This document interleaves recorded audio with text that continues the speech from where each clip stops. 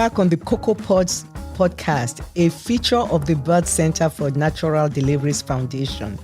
We talk about all the issues pertaining to maternal mortality and morbidity, especially in rural America, and how we can mitigate some of these risks. My name is Dr. Bola Sogadi. I'm a board-certified obstetrician gynecologist, a family physician, a minimally invasive gynecologic surgeon, and a proponent for natural childbirth. I am fortunate to have with me today Dr. Afolabi Brown. He's a plastic surgeon and he's the Chief Medical Director of Image Plastic Surgery Center in Macon, Georgia. Dr. Brown, welcome to our show. Thank you. I want you to speak to your training and how your path to becoming a plastic surgeon. Yeah, it was a big experience. When I came to America, I think that was in 1989, I had to sit for an exam, at that time called ECFMG. And luckily for me, when I passed, I tried to get into a residency. Actually, the first residency I tried to was in OBGYN. And I went to some hospitals in Washington, D.C. area. I remember going to some of these hospitals, they won't even give me an application form. The name of the hospital was Washington Hospital Center. Eventually, I got accepted at Providence Hospital for OBGYN in D.C. Unfortunately, their program was on probation, so I have to lose 1 year.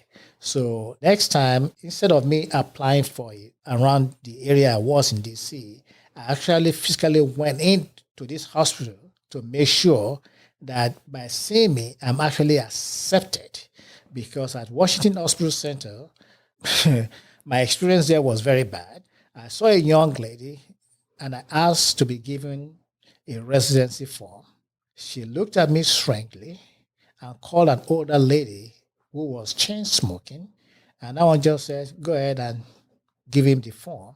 I mean, I'm sorry for my behavior myself. As soon as they gave me the form, I just threw it right in the trash, right in front of them. Because obviously... You felt disrespected by the process of getting an application as a doctor for residency training. Just an application. And once I saw the behavior, I just threw it in the trash right in front of them. So I had to reapply the following year to a hospital that I know are very receptive to Black physicians. So did you ever practice as an OBGYN for that first year? Never. So because the Providence Hospital was on probation and they canceled their residency. So now the following year, I applied to a hospital in New York, Harlem Hospital, that I know are very receptive to Black physicians. And I was accepted to do general surgery, which I did for 5 years. Doing general surgery in America is in form of hierarchy. 12 people may start, maybe about 3 or 4 people will finish. Is that called a transitional year system in which there are a lot of first-year residents, but in the 4th or 5th year, the number of residents decrease? No, they call it a pyramidal system. It's like a pyramid. You start at the base, about 12 people. Now, in your second year or third year, some people may go and do anesthesia. Some people may do ophthalmology. I chose at the point in time when I got to my 4th year, and I know it's going to be a problem going forward, I applied for plastic surgery residency. They allowed me to do my 5 years of general surgery, but my focus was on plastic surgery at that time. So you were able to finish the plastic surgery training at Harlem? Well, I finished my 5 years, but when you finish proper general surgery in America, you have to be a chief resident. So I was never a chief resident in general surgery, but I did my 5 years in general surgery. Now, to be a plastic surgeon, you have to do a minimum of 3 to 5 years of general surgery. So because I did 5 years of general surgery, it made it easier for me to get into a plastic surgery program.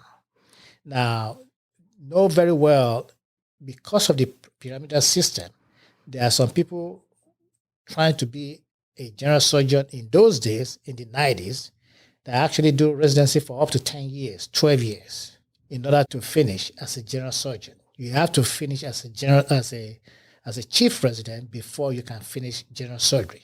So, which I did as a plastic surgeon, as a plastic surgery resident. I was a chief resident in plastic surgery.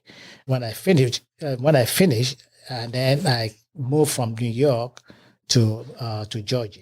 Now, did you see any racial bias in the residents that were able to finish in 5 years as opposed to some of the ones that had to continue? And why couldn't you become a chief resident? So there are two questions in that. Well, the problem in America is that now at that time they needed manpower. You don't have a lot of physician assistants in those days, so they need a lot of residents to do a manual work. So they will accept a large number of residents. In some other programs, what they do is that before you start your general surgery program, they know that some people are going to be doing, out of 12 people, maybe 3 will be going to do ENT. Some will be going to do ophthalmology. So everybody knew what they were going to do. But in the program at Harlem, you don't really know if you're going to finish or not. It depends on a combination of your behavior, your score, and your ability to do surgery. Wow. And so, after you finished that 5 years of general surgery, then you went to a plastic surgery subspecialty. Yeah, actually, I applied to the same program in the same hospital.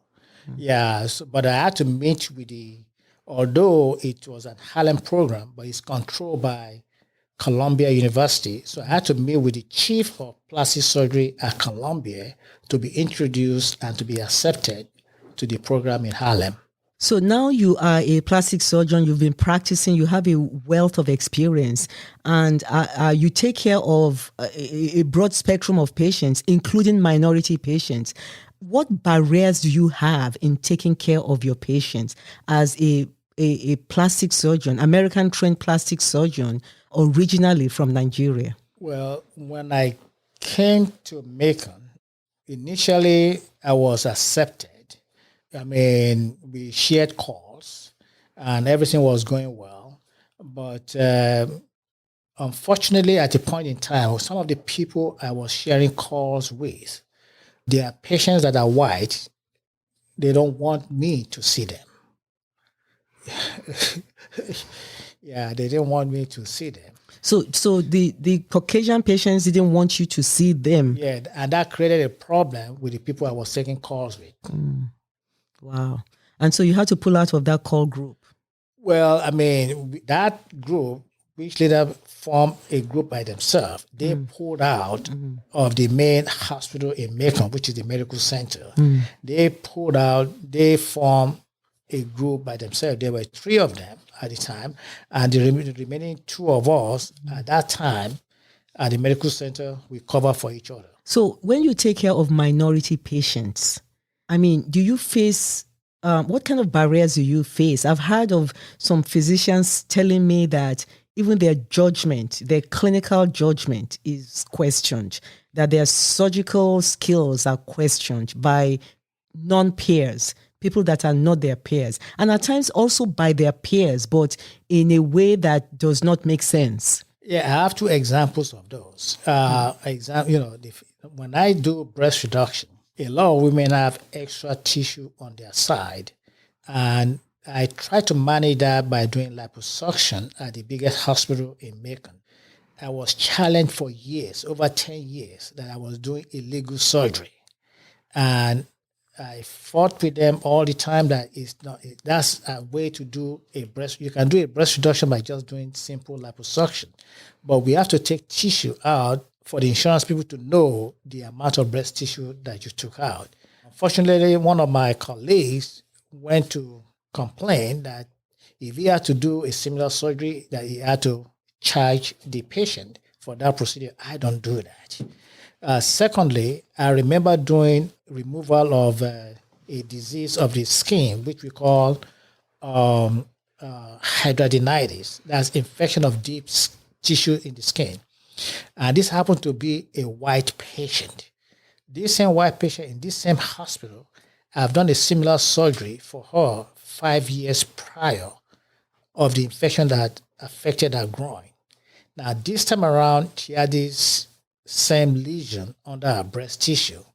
And the nurse who saw the patient to be clear for surgery was trying to tell me that I was trying to do illegal surgery, that I wanted to do a breast reduction.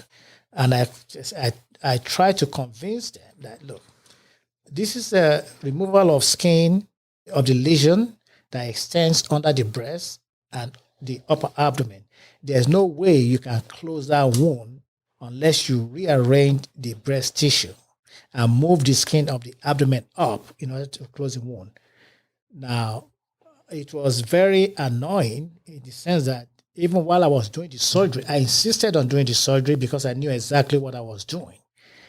The hospital actually told some nurses to stay in the room to monitor me. These are nurses that are not supposed to be in my room. They have nothing to do other than to watch to see what I was doing. And even after all this, I was sent a letter to respond that I did an illegal surgery. This was after the fact that the tissue that was taken out, which is hidradenitis, had been confirmed to be hidradenitis by the pathology department of the same hospital. I still got a letter to explain myself why I did the surgery. It made no sense at all. It's more of an harassment, for this kind of behavior. So we're here today talking about some of the issues that minority physicians face in taking care of their minority patients. And, we've been, talking about just issues that even a skilled and specialized surgeon faces in making his own autonomous decisions about his patients that he already has empathy for and is invested in their well-being. And so this is what we're talking about in this episode today. Dr. Brown, can you speak to your training? How was your path to becoming a plastic surgeon? Yeah, that was very interesting, being a plastic surgeon. I got into residency program after missing a possibility to do that in the Washington, D.C. area. Now, the plan was to finish general surgery and then maybe continue as a general surgeon. Unfortunately, to be a general surgeon in America, you have to be a chief resident. And there's always politics and limit to the number of chief residents in the country. So at the time that I went in, there were 5 chief residents at my hospital at the time. But by the second year, there were only about 3 or 4. So some of us can't finish as general surgeon. In my second year, I started trying to do surgeries with the plastic surgeons. So I was doing general surgery and plastic surgery at the same time.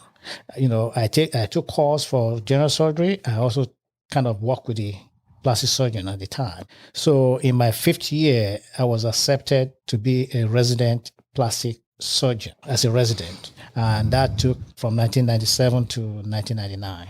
Wow. And so was it an easy path? What are some of the challenges that you faced that you could use to encourage and help another aspiring plastic surgeon? Yeah, I think the bottom line is devotion and determination. And I also have to say I was lucky. So that's all I can say about that. Devotion, determination, and luck. Well, what kind of obstacles did you have in your training path? Well, at the time as a general surgeon, I wasn't sure if I was going to finish or not. Because if you're an American trained person and you come into Harlem Hospital at the time, you are guaranteed to finish. But if you're a foreign medical graduate, so, there are so many of you looking for one spot and you never know which way it may go. So you can work hard or you can study hard, whichever one makes you accomplish your goals. Wow. Thank you for sharing that. So, as an obstetrician, some of the obstetrician gynecology, some of the issues that I see that can affect a woman's body image and happiness is at times they might have some congenital abnormalities of the perineal private area. And one of the structures there is called the labia minora. And at times it's just abnormally long or abnormally large, and it causes problems with just, body image perception. At times the extra long skin structure gets caught in the women's underwear while they're performing exercise, or interferes with sexual intercourse. As a plastic surgeon, do you see these situations, and how do you help resolve it surgically? Yeah, we do. And it has become a large problem recently. And the reason why it's become a large problem recently are people undergoing weight loss surgeries. Now, when you do weight loss surgery, after losing about 100 pounds, everything hangs, including your labia minora. So we have to find a way to try and shorten it to be inside the body of the labia majora. So you want to make sure that it's not too long, and then it's not obstructing, whether physically or during exercise. It gets trapped. It can be uncomfortable when you're exercising, especially when you're riding a bike. It can be a problem. When you're having sexual intercourse, it may be a major problem for your partner. So we try to reduce the size of it. And the goal is to also make sure that it looks more aesthetic by making sure that it doesn't show beyond the edge of the labia majora. So what is the name of this procedure? What is it called? There's no special name for it, but the focus is to know where the blood supply as well as the nerve supply of the labia minora is coming from, so that you don't compromise the sensation in that area, or let after your surgery to allow the minora to die or break down. So we normally do what we call a wedge excision. For some people, there are some people that they are so big that you can't do a wedge excision for. You have to do like what we call a flap, a special flap, to make sure you reduce the length and width of the minora to fit inside the labia majora. Wow. And then just going up from there, I know that, in a pregnant or recently delivered woman, they deliver a baby, but at times the baby comes out with some congenital anomalies.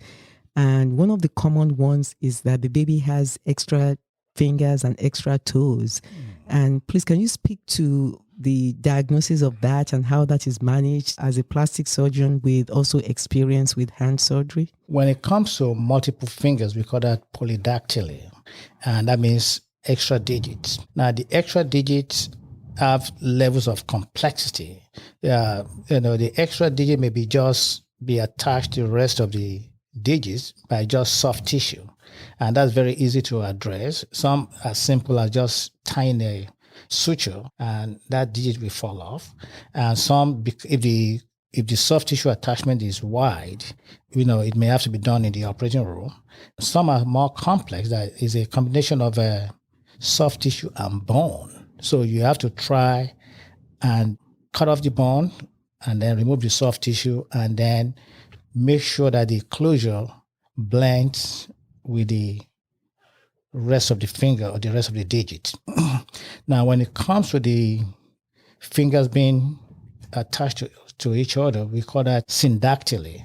And the same thing, that could also be due to connection by soft tissue or bone. So if his bone is more complex, because you have nerve supplies on either side of where you're going to be cutting you. So you want to make sure you don't compromise the nerve supply between the two digits that are connected to, that are joined together.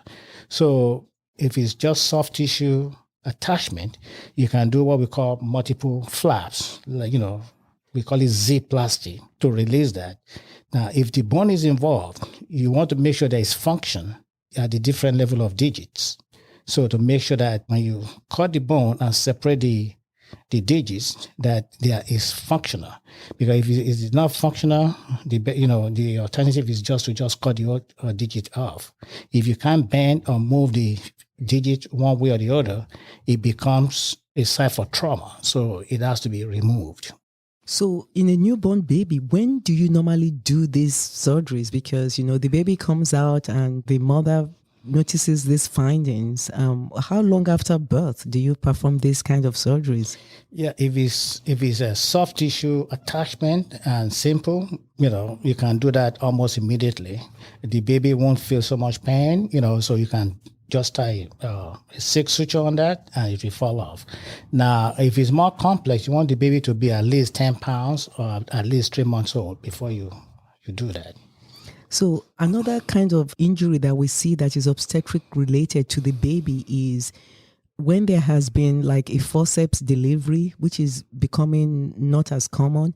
There can be marks on the baby's face that can lead to scarring, or when there has been a very rapid cesarean section, probably in the hands of a less experienced surgeon, and there's an inadvertent injury to the baby's face. And especially with a female baby, that can result in scarring and can probably cause emotional trauma later on in life.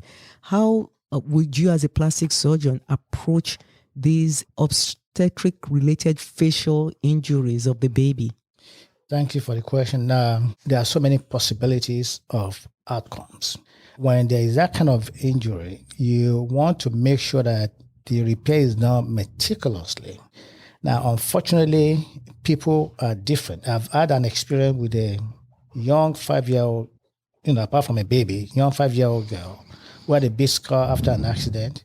And the mom was so worried about that for 2 years. And after the second year, the whole scar disappeared. But then when you repair a scar like that, you just do the best primarily to make sure that the patient can have a good cosmetic result, but there's nothing guaranteed. Wow. Now, the scars can progress from like a simple scar to a hypertrophic scar to a keloidal scar. And we see that even in a cesarean section scar. Can you please explain to us what all these different kinds of scars are? For kids, the scars are formed by deposits of what we call collagen. And, babies have a way of they still have a level of regenerative capabilities. So we don't really see keloid in young kids. We may see what we call hypertrophic scar. And then the way to manage that is just tell the mom to apply pressure or massage the scar as frequently as possible. Because number one, the kind of treatment you can use for hypertrophic scar or keloid, which is steroid. You don't want to give that to young kids. So the best thing is to use pressure and massage. Wow. And then for the keloidal scars, are they like they're darker? Are they thicker in appearance? Well, this is always a problem, especially when mothers see the scar. When the scar is thick in kids, just because the scar is thick doesn't mean it's keloid. It's most likely hypertrophic scar. Now, a hypertrophic scar is thick. Well, it becomes keloid when it's growing beyond the periphery of the scar itself. Another issue that I want to talk to that women think about and worry about is, when they have to have a breast reduction or a breast augmentation and this, the scars that leaves behind. So what would be like the indication for a breast reduction, and apart from the obvious indication for a breast augmentation, what other indications are there for these two procedures? The common problems with women is that they don't know that their insurance companies cover certain surgeries. The insurance companies will cover breast reductions provided your body mass index is scaled to whatever the insurance accept as the minimum amount of breast to be taken out after when you do a breast reduction. So depending on your body mass index and your breast is, excessively large, the insurance company, they use so many ways of doing that. You have to remove a minimum amount of breast tissue to correct a problem that most women present with. Okay, you have excessively large breasts associated with what we call back pain. The back pain can be so bad for some patients that they have to do back surgeries. And because some women want to keep their breasts in when they wear clothes. They wear very tight bras. The problem is when you wear tight bras, it affects your shoulder, leading to depression of the shoulders to the point that some women's skin break down with exposure of the clavicular bone. The other way that the insurance people may approve the surgery is if you have excessive sweating between and under the breast tissue. And also when the breasts are so big, because of the weight of the breast, when some women don't wear bra to keep their breasts up, there's so much weight pulling down that the sternum, that the central part of the chest is sticking out beyond what is normal because of the weight of the breast tissue. So the insurance will approve that if your breasts are excessively big. Now, when it comes to breast lift, that is a different ballgame. The insurance people will not pay for that. We are seeing a lot of that in women undergoing weight loss surgery, which has become so popular now because after the weight loss, their breasts become completely deflated sometimes. So, but the insurance will not pay for that. So what do the women do? They've lost all this weight, but then there's certain portions of their body that looks disproportionate. Unfortunately, after weight loss surgery, the only type of surgery that insurance pay for is what we call a paniculectomy. Now, most women, especially Black women, cannot pronounce that word paniculectomy. So they always think they are doing a tummy tuck, which is completely different. Now, the insurance will approve for a paniculectomy if you have done your weight loss surgery at least 1 year after your weight loss surgery, and then you have been treated by another doctor for skin rash, skin breakdown in the pubic area. You constantly have sweating and skin breakdown for at least 3 months, then the insurance can approve it for a paniculectomy. Now, I try not to do a paniculectomy because the result is not optimal. So I like to see if the insurance people will allow me to tighten the patient's abdominal muscle. If they don't do that, it becomes a problem. Because I've seen cases of some general surgeons, even some plastic surgeons, that when they do your paniculectomy, if your belly button is at the level where they have to cut the excess skin, they cut your belly button off. I can't do that one. Is it because it's not aesthetically pleasing? Exactly. So, Dr. Brown, just before we leave this issue of the breast reduction, what is the main goal? Apart from the obvious in reducing the breast mass, what is the main goal of a breast reduction surgery? The main goal is to reduce the weight of the breast so that it can elevate the symptoms that the patients have, including back pain, shoulder pain. Now, when we used to do this in the 90s, that was the goal. Nowadays, so many young people are about to do a breast reduction for a 12-year-old. So to do a breast reduction for a 12-year-old, you want to also make sure that the breasts, they look good. So you want to make sure that when you're doing your breast reduction, that you have to elevate the nipple to where it's supposed to be at the level of the attachment of your breast to your chest, or at least 1 centimeter above that. That's the normal location of the nipple for a healthy young woman. Thank you for clarifying that. Another issue that, when pregnant women have their babies, and they could have had an antenatal diagnosis of a condition called cleft lip and palate. And at times in low resource setting, they might not have an antenatal diagnosis. And so they give birth to babies that have, congenital abnormalities of the mouth.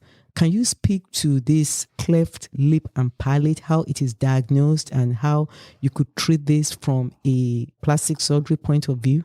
Yes, cleft lip and palate can be simple and complex.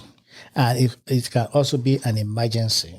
Now, it becomes an emergency if the lip is so short that the mother cannot feed the baby. So we have to do what we call a lip adhesion. That is, you have to try and quickly just allow the lip to come together to allow the ability of the child to feed. Because if you don't do that, any attempt by the child, the milk will just be flowing out. The baby may not be able to take the milk. So that's the first one. Now, the other emergency problem is if there's a bad cleft palate. That's the cleft palate is the hard part of the mouth at the roof of the inside of the mouth. If that is so bad that when the baby is feeding, instead of the milk to go through the normal route downwards, it can go into the nose, and that can stop the baby from ability to breathe properly. So you have to find a way to do a immediate temporary repair, until you can then wait later on when the baby is about 3 months, 6 months, at least 10 pounds, before you now do what we call a stage repair or proper repair. Well, is this a common condition in the United States, for instance? It's very common. It's very common. Wow. Yeah, it's very common. I'm not sure of the percentage, but it's very common. And then what are the times that you have to do a rhinoplasty, colloquially known as a nose job? Well, you see, now, anytime you have a cleft lip, there's a deformity for a child. So the cleft lip, palate, and the nose are a complex deformity. So for a child, you may have to do that because what happens is that the floor of the nose is the roof of the mouth. So you have to find a way, and then because of that, the nose is deformed. We call it a special cleft lip nose that has to be addressed.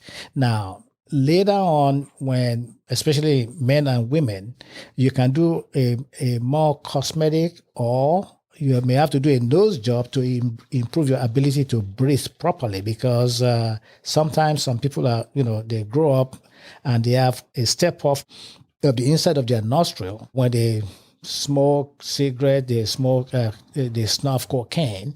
We call it cocaine nose, so that it may affect their ability to breathe. So when we do a nose job, it could be functional, also cosmetic. So depending on whatever is going on. Wow. Well, we are still on the issue of the face. I mean, a lot of women now are enjoying artificial lashes. That can have an effect of removing the natural lashes. And at times, as a plastic surgeon, I believe the procedure is called a blepharoplasty. Well, no, not necessarily. Lashes are different from what we call blepharoptosis. That is when the upper eyelid is hanging too much, especially even when you do a weight loss surgery. Now, when it comes to lashes, what we found is there is something that can be used to treat the lashes chemically, which is called lattice.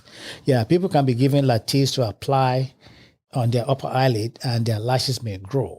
Now, the simple one that they just attach can easily be removed, adjusted. The only problem with some of those is that it can cause irritation of the cornea, which we may have to address later on.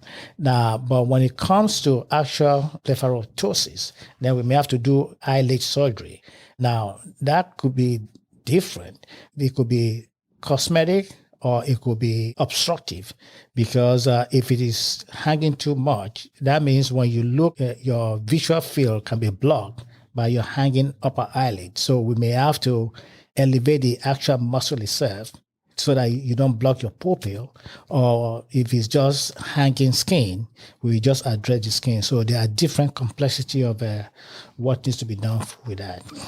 So what is your verdict? Is it good to wear artificial lashes for a long period of time for a woman to improve the way she looks, or is it not? Everybody is different. You'll be amazed that there are some people who have natural long lashes. It's so common. People will be surprised.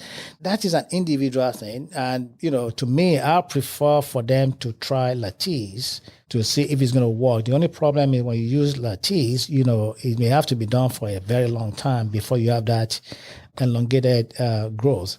And that may actually be required in some people with facial trauma, because after facial trauma, I've seen so many cases of where the eyelid lashes actually get stripped off. And then you have to adjust that, because the growth of the eyelashes have to be up, not downward, because if it's going downwards, then it's going to irritate the eyelid. That you may have to prick those eyelashes out. And then some of these artificial ones they do, if it's not properly done, can also cause a trauma for the cornea when women go to sleep. Dr. Brown, there are two other conditions that I wanted you to speak to. The first is this condition called hidradenitis suppurativa, in which women have a lot of, pimple-like scarring under the armpits and around the vulva area. Can you speak to this condition, the diagnosis and the surgical treatment? Yeah, this is a very common problem that is not well recognized by a lot of physicians. And by the time you see some of these patients, they must have gone to the emergency room. They go to the emergency room. They do incision and drainage. The problem comes back again. Is an infection of the subcutaneous tissue, what we call the apocrine or sexual sweat glands, which you see mainly under the armpits, in the vulva area, even in the breast, and sometimes on the face and buttock area. So now, after chronic infection and healing, the skin becomes fibrotic. So when there's a new infection, you try to manage, some doctors try to manage with antibiotics. Since there's a lot of scar tissue in there, there's no blood in there, there's no blood flowing to the skin, giving antibiotics is useless. So you really have to do surgery to remove all the involved part of the skin, whether it's under the armpit or in the vulva area. Depending on the complexity in the armpit, there's a way that we can close the wound primarily as a plastic surgeon, unlike when in my days as a general surgeons, they will try to close it, but if they cannot close it, they will just leave it open. Whether in the armpit or in the vulva area, you just leave it open. And it can be debilitating for patients. In the vulva area, it can be so complex that I just did a lady that the infection went all the way to her anal vag. And then because of that, any kind of surgery that you do for them, because the buttocks are always in touch, most likely the wound will break down. So for some of these patients, when it's really complex in that area, you may have to do a diverting colostomy. You have to divert stool from that area for a while, temporarily, in order to manage the infection. And also in the vulva area, it can be so complex for some women that you have to remove all the vulva skin and do a complete reconstruction of the vulva for the women. It can be very debilitating. When it affects the buttock, that's a major area, especially when it affects the part of the buttock that meets together. Because, especially for women, there's always contact, there's always sweating. It can be a major problem. So you have to try and tell them the skin has to be removed and they can't wear underwear, and try to tape their buttock separate as much as possible, or lay on their face to allow the buttock to separate for ventilation in order to allow proper healing. So, but the surgical management will achieve better results than just medically managing this? Absolutely. The only thing was that episiotomy repair. I can't imagine you as a plastic surgeon doing any vaginal repair. You guys do? No, it's actually, you have no idea. I have to do reconstruction of the vulva for 2 or 3 patients. What's the indication? Hidradenitis. Okay, yes. Yeah, we discussed that last time. Yeah, I think it wasn't inflammation clear. of the deep tissue, of the deep skin, is a major problem. And then nowadays, it's become so popular that women want to look good down there also. So especially after weight loss, you see, sometimes what I do is, especially for weight loss surgery patients, when everything deflated, even the labia majora is deflated. It doesn't have that healthy punch look. So I may have to do a fat transfer to augment the labia majora. Now, sometimes you want to just address the labia majora to build it up without actually touching the minora. If you are able to build it up so that you can enclose the minora without actually doing anything to the minora itself. So you build up because people get deflated after weight loss. So you may have to do a fat transfer to the majora. Wow. We're talking to Dr. Afolabi Brown, the Medical Director of Image Plastic Surgery Center Incorporated. His office is located in Macon, Georgia, and is a member of the American Society of Plastic Surgeons. Thank you, Dr. Brown, for coming to our podcast today. You're welcome.